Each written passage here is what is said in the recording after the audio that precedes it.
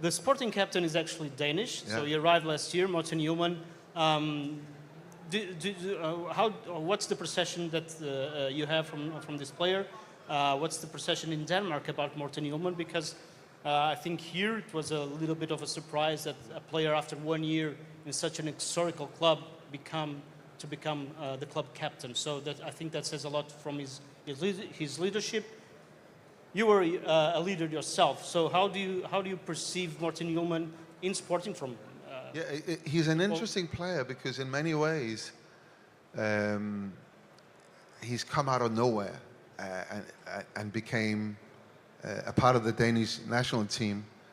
He shares a name with the former coach, and we were a little bit confused about this as a Hjulmand and I told you this before. What happens very often in Denmark is the players before they get to the Superliga teams, if they have talent, they get snapped out by smaller clubs around Europe, but bigger clubs than the ones in Denmark.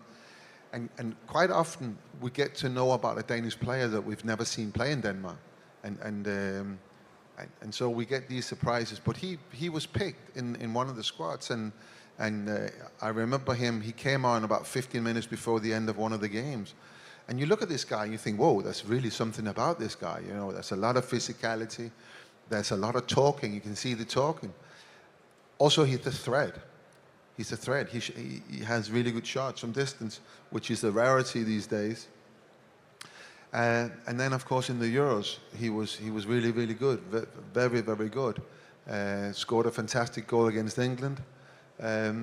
Unfortunately, he got himself booked for the second game, so he was banned for the next game. But it's what happens to midfield players. But he's a fantastic player. But I have to say, everyone's surprised about him being named captain of Sporting, because again, as you say, it's quite early in his career, and I'm not sure if he speaks Portuguese, but it just speaks to what kind of player he is, and we are so happy that we have one of those.